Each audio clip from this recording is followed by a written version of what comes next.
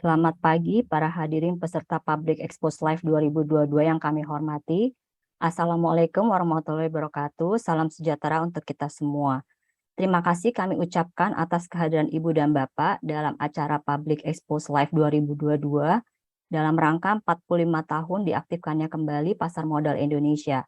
Pada sesi Public Expose kali ini akan dibawakan oleh PT Bank Sentral Asia Tbk. Sekilas informasi mengenai PT Bank Sentral Asia Tbk, perseroan telah tercatat di Bursa Efek Indonesia pada tanggal 31 Mei 2000 dengan kode perdagangan BBCA yang bergerak di bidang perbankan dan jasa keuangan lainnya, sehingga perseroan diklasifikasikan dalam sektor keuangan. Kami ingin menginformasikan kepada seluruh peserta pada sesi Public Expose Live 2022 terdapat fitur terjemahan bahasa Inggris yang dapat diakses oleh peserta pada tombol Interpretation pada panel bawah Zoom webinar. Silakan klik tombol interpretasi, kemudian pilih saluran audio Inggris atau Indonesia. Klik mute original audio untuk menyembunyikan suara pembicara dan hanya mengaktifkan suara juru bahasa. We would like to inform all of the participants that in the Public Expose Live 2022 session, there is an English translation feature, which participants can access on the interpretation button on the bottom panel of the Zoom webinar. Please click the interpretation button, then select the English or Indonesia language audio channel. Click mute original audio to hide the speaker's voice and only activate the interpreted voice. Perlu kami ingatkan bahwa peserta Public Expose Live 2022 dilarang merekam dan menyebarluaskan sesi Public Expose ini tanpa izin resmi dari Bursa Efek Indonesia. Hadirin yang kami hormati, saat ini telah hadir di hadapan Ibu dan Bapak Manajemen Perseroan, Ibu Vera Evelyn selaku Direktur, Bapak Raymond Donato sebagai Corporate Secretary, Bapak Rudi Budiarjo selaku Senior Vice President Investor Relations, dan Ibu Hera F. Harin selaku Kepala Divisi Sekretariat dan Komunikasi Perusahaan. Acara ini akan dimoderatori oleh saya, Vera Florida, yang akan memandu acara ini. Jika ada pertanyaan, kami persilakan Ibu dan Bapak untuk disampaikan melalui future Q&A atau kolom pertanyaan pada Zoom, yang selanjutnya akan kami bacakan pada sesi tanya-jawab. Kami juga ingin menginformasikan kepada Ibu dan Bapak bahwa pada akhir acara nanti akan ada pengundian hadiah door prize sebesar masing-masing Rp200.000 untuk 3 orang pemenang. Bila ingin berpartisipasi, Ibu dan Bapak cukup mengisi kuesioner pada link yang akan kami sediakan. Link untuk kuesioner tersebut dapat Ibu dan Bapak temukan pada running text yang akan tayang di layar Ibu dan Bapak. Untuk memulai presentasi, saya persilakan kepada Ibu Vera Evelyn dan jajarannya untuk memberikan paparan. Kepada Ibu Vera Evelyn, waktu dan tempat kami persilahkan. Terima kasih Bu Vera Florida. Terima kasih juga kepada Bapak Ibu semua yang sudah ikut dalam acara ini. Assalamualaikum warahmatullahi wabarakatuh. Salam sejahtera buat kita semua. Om Swastiastu, Namo Buddhaya, salam kebajikan. Pada kesempatan ini, mungkin moderator Bapak yang menayangkan slide, silakan kita mulai langsung ke slide kedua. Pada kesempatan ini, kami ingin sampaikan mengenai kinerja BCA sampai dengan bulan Juni 2022. Tentunya tidak terlepas kita awali dengan perkembangan ekonomi di Indonesia yang menurut pandangan kami cukup resilient. Kita tahu sejak awal tahun pada saat mobilitas itu sudah mulai recovery dan pertumbuhan ekonomi itu terus recovery ekonomi itu terus sampai kita lihat sampai hari ini. Memasuki semester kedua di kuartal ketiga, pertumbuhan kredit saat ini terus berlanjut. Slide ketiga, pada sampai dengan bulan Juni, kredit BCA secara keseluruhan kita tumbuh cut across semua segmen ya Bapak Ibu ya. Kita tumbuh 13,8%, tapi dari segmen korporasi tumbuh 19%, komersial 10,7%, UKM 11%, consumer 7,6%. Nah, consumer di dalamnya ada KPR, ada KKP untuk mobil, dan ada kartu kredit. Yang agak ketinggalan memang untuk mobil ya, Bapak Ibu, pertumbuhan. Karena kita dihadapkan dengan kekurangan supply. Jadi kalau mau beli mobil perlu tunggu waktu dulu. Sehingga khusus untuk produk ini memang recovery-nya kita harapkan tahun ini juga bisa catch up dengan sektor yang lain. Nah, kalau dilihat dari slide ini Bapak Ibu ya, pertumbuhan kredit itu rata-rata semuanya memasuki double digit. Nah, puji Tuhan kita melihat animo atau demand daripada kredit ini terus berlanjut di semester kedua. Kasa saat ini menjadi pendanaan di BCA mendekati 81% dari total dana pihak ketiga. Nah, ini satu kemurahan yang kami dapatkan, di mana kasa ini tentunya kita sering sebut dengan dana murah, dana yang kita andalkan untuk membiayain kredit. Jadi disinilah dengan ditopang pertumbuhan kasa ini, BCA terus penetrasi dalam hal pertumbuhan kredit. Nah, slide berikutnya kita bisa lihat dengan pertumbuhan seperti yang kita lakukan, kelihatan di 6 bulan pertama, laba BCA tumbuh laba BCA tumbuh 24,9% sampai saat ini. Tentunya ROE saat ini adalah 19,6%, salah satu tertinggi ya di industri perbankan. Jadi Bapak Ibu bisa melihat CAR yang cukup tinggi. BCA selalu menjaga CAR di atas rata-rata. Saat ini di kisaran 25%. Nah, dengan CAR yang tinggi, ROE juga dijaga dengan kisaran yang tinggi. Tentu ini tidak terlepas ditopang dengan kinerja yang bagus dan berkelanjutan. Ini saya pikir sangat penting. Hal yang berikut yang kita mau sampaikan semester 2 adalah loan at risk. Kita tahu selama pandemi banyak kredit butuh restrukturisasi. Sehingga begitu selesai pandemi, loan at risk itu artinya seluruh kredit yang kita restrukturisasi selama pandemi ditambah NPL, namanya LAR, itu menjadi 12,3% per Juni. Kalau kita balik setahun yang lalu, posisi awal tahun itu peaknya LAR saat itu di BCA 19,1% Bapak Ibu. Kita tidak yang tertinggi, tapi dibandingkan biasanya ya cukup tinggi untuk BCA. Nah, puji Tuhan, selama tahun berjalan, tentu tidak terlepas dari terima kasih pemerintah menangani COVID dengan begitu baik, sehingga mobilitas masyarakat dapat recover dengan cepat, pertumbuhan komoditas, dan roda-roda ekonomi, akhirnya banyak debitur-debitur yang kembali back to normal. Tidak dalam kategori restrukturisasi. Artinya, cash flow perusahaannya sudah membaik. Di sinilah LAR turun ke 12,3%. Yang penting dalam menilai satu bank adalah coverage. Coverage artinya apa? Dari kredit beresiko, loan at 3%. Berapa sih cadangan yang sudah dibentuk? Nah, untuk BCA itu mendekati 48%. Itu yang disebut coverage.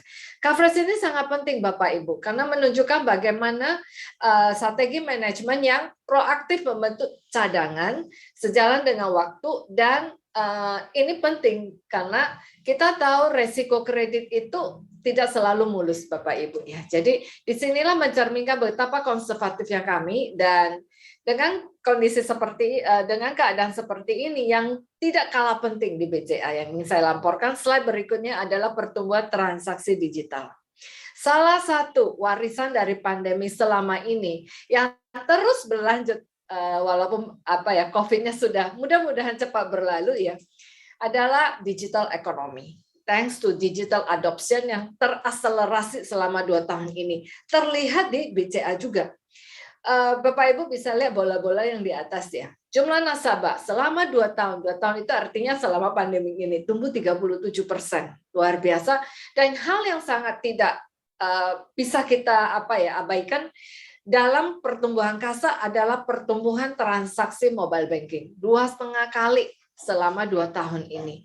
Jumlah user mobile banking juga naik cukup substansial. Nah, yang berikut, terakhir berikut yang warna pink itu loh.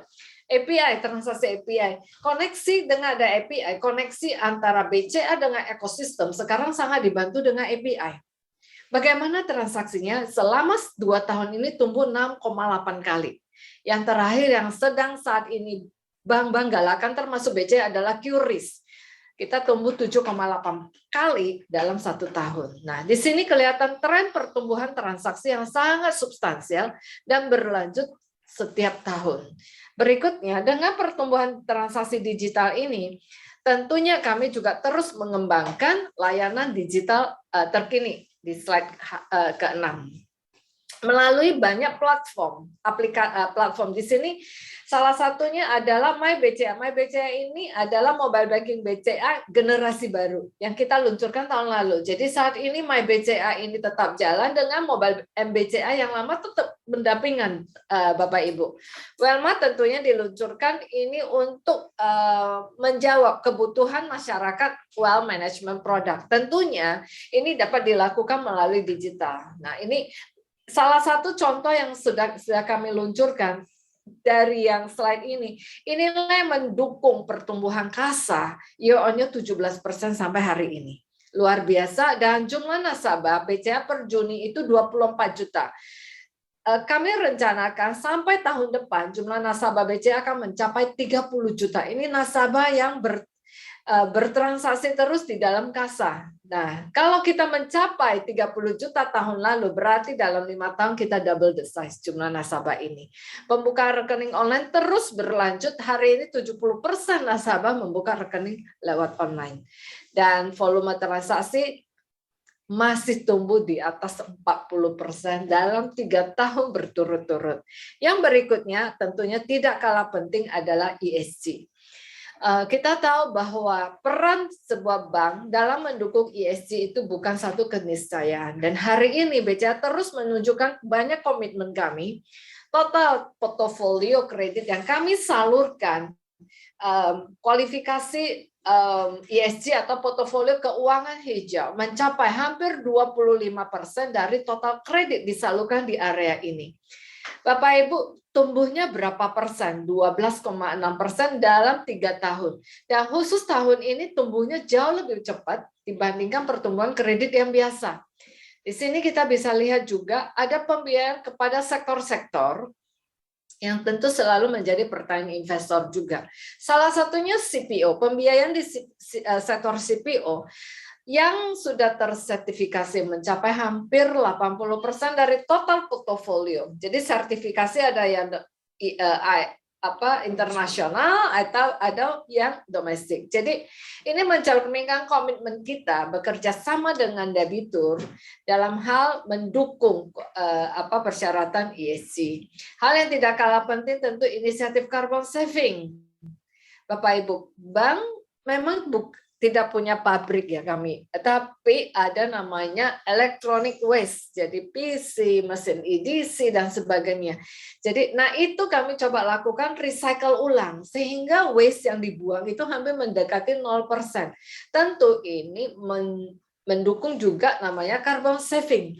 Tahun lalu pertama kali BCA melakukan perhitungan berapa sih carbon saving setahun, itu tahun pertama 887 TCO juta ya. Jadi ini tahun pertama, jadi belum ada bandingkan dengan tahun sebelumnya. Tahun ini mudah-mudahan bisa tumbuh minimal 15-20%. Itu target kami.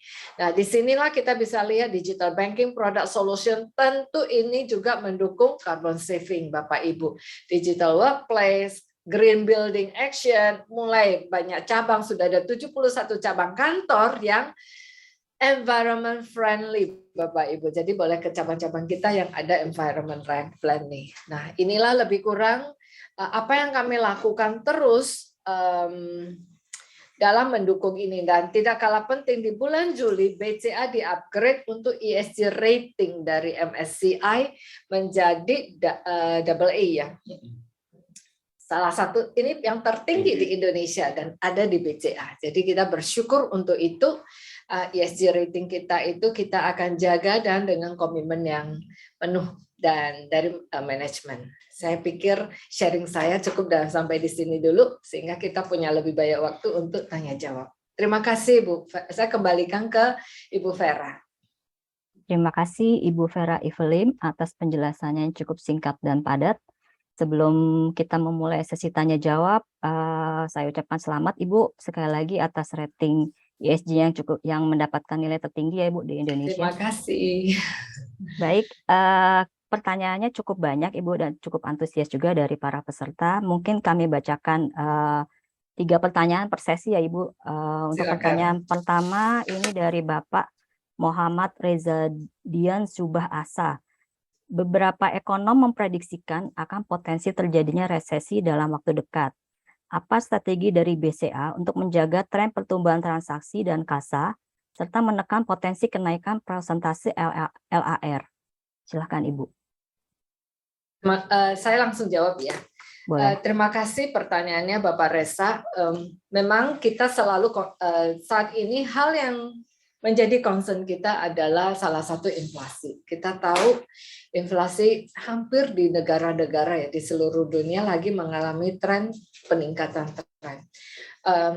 Mungkin tidak terlepas juga di Indonesia. Nah, dalam hal ini tentu kita perlu menyikapi Pak Reza, dan untuk saat ini kami melihat yang penting adalah bagaimana demand daripada kebutuhan kredit ini dari sektor-sektor mana saja yang terus terjaga. Jadi sampai saat ini kami melihat pertumbuhan kredit, kami masih menjaga target kredit bertumbuh tahun ini di kisaran 8-10%.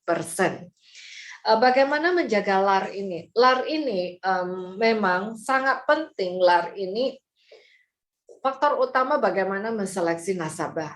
Jadi BCA tetap menjaga prudential banking, dan tentunya tujuan LAR restrukturisasi itu apa ya? Tujuan kita adalah membantu bagaimana nasabah bisa back to bisnisnya dengan cash flow yang mereka bisa apa ya, improve dari waktu ke waktu. Disinilah strategi restrukturisasi antar sektor, antar nasabah itu tidak sama. Bagaimana bank memahami kebutuhan nasabah, memahami kebutuhan setiap sektor, recovery-nya lebih lama atau lebih cepat, itu sangat penting. Ini salah satu mendukung kesuksesan restrukturisasi itu sendiri. Jadi kami terus memperhatikan tentunya, tapi target loan at risk tahun ini ada di kisaran 12-13%. Jadi mudah-mudahan kita sudah ada di target itu ya tahun ini. Kita tetap optimis dengan ekonomi Indonesia, Pak. Jadi saya lihat kembali, kalau kita lihat pertumbuhan ekonomi Indonesia, 60% tetap mengandalkan konsumsi domestik. Tentunya ini kita jaga terus. Kita juga bersyukur sangat didukung dengan banyak program pemerintah yang tentunya kita sama-sama saling mendukung agar ekonomi ini terus berguling dan recovery ini terus berlanjut. Baik, terima kasih atas tanggapannya Ibu Vera yang cukup komprehensif. Kami rasa mungkin untuk pertanyaan selanjutnya ya Ibu, bagaimana strategi BCA untuk membesarkan Blue sebagai salah satu bank digital terbesar ke depannya, apalagi sementara ini masih minus untuk labanya. Pertanyaan ini dari Bapak Iwan Budiman. Silahkan Ibu. Terima kasih Pak Iwan Budiman atas pertanyaannya. Memang Blue ini sebenarnya masih baby ya Pak ya. Jadi kami luncurkan Blue itu di tahun yang lalu. Saat ini kami bersyukur jumlah nasabah yang sudah terkumpul cukup banyak. Jadi kita ada dana yang terkumpul juga 5 triliun lebih sampai saat ini. Nah tentunya untuk institusi perusahaan yang masih baru ini banyak effort inovasi yang harus kami terus lakukan. Bagaimana menjaring lebih banyak nasabah dan nasabah yang banyak bertransaksi menggunakan Blue, itu perlu banyak juga effort yang dari bank harus lakukan. Mudah-mudahan ke depannya kita juga bisa kalau bisnisnya terus bertumbuh, profitabilitasnya juga akan bisa dijaga. Mudah-mudahan kita lihat tahun depan ya.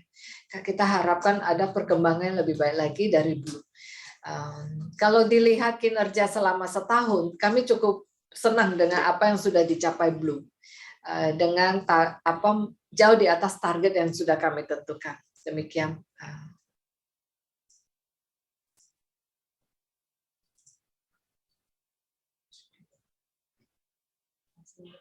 Kok nggak kedengaran?